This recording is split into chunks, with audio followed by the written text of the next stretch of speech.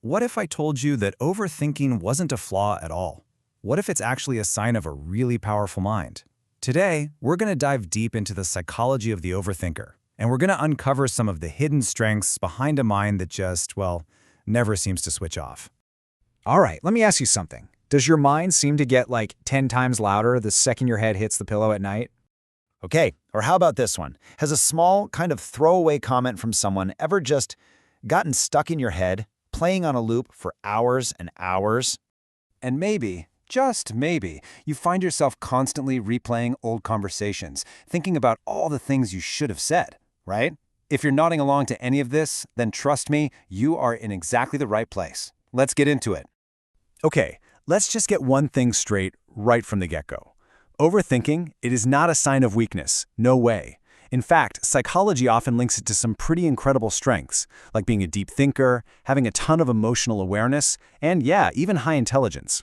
I know the struggle can feel super real, but believe me, so is the power behind that mind of yours. So what is actually going on inside this powerful, superactive mind?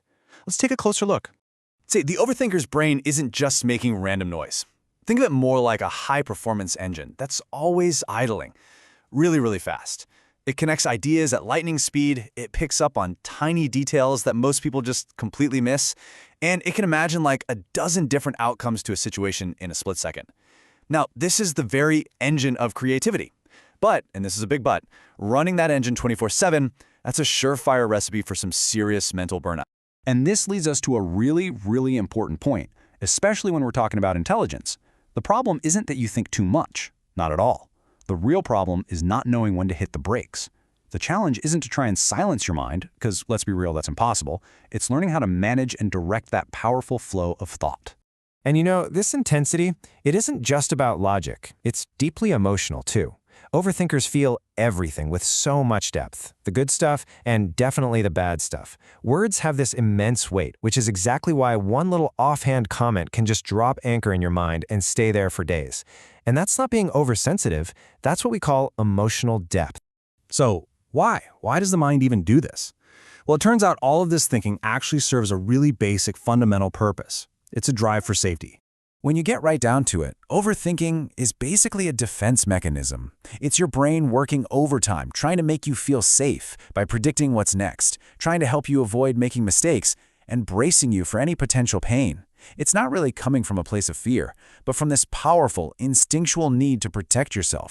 And what's interesting is that this drive for safety isn't just about you. It often extends to other people. I mean, think about it. How many times have you asked yourself, did I say something wrong there? That's not just insecurity talking. That's your brain constantly analyzing things to make sure you haven't accidentally hurt someone's feelings. It's actually a sign of really deep empathy. All of this internal reflection, it leads to a super high level of self-awareness. You're always analyzing your own actions, your own words, and how you're coming across to people. And that's an incredible engine for personal growth. But here's the catch. Without some balance, that exact same engine can drive you right into a state of chronic stress. And yeah, that brings us to the hidden costs. Because as powerful as this mental engine is, running it around the clock, 24/7, well, it takes a serious, serious toll on you. For a lot of overthinkers, the biggest and most obvious cost is sleep. You know the feeling. The moment the house gets quiet and the lights go out, your mind just roars to life. Worries that seemed manageable during the day suddenly feel absolutely gigantic. The silence itself feels loud. It's a simple psychological fact. You just can't get that deep, restorative sleep without a calm mind.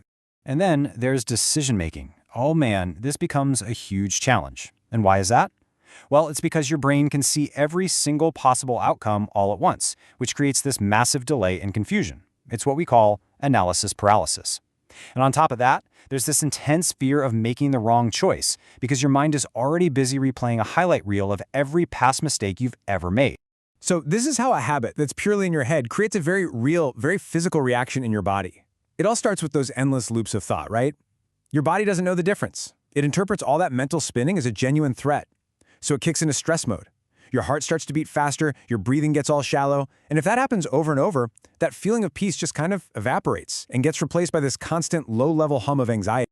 But here's the good news. It absolutely does not have to be this way. So how do we take this draining habit and transform it into a focused, powerful strength? Let's figure that out. All right, this right here is the absolute key. It's a total shift in how you look at it. The goal is not to stop thinking. I mean, that's impossible, and honestly, why would you want to give up that kind of mental horsepower? The real goal is to learn how to think peacefully. It's about learning to aim that incredible mental energy with purpose. And when an overthinker finally learns how to manage their thoughts, the transformation is just, wow, it's profound. That stress and anxiety, it can actually become mental strength. That feeling of being emotionally drained, it evolves into emotional wisdom.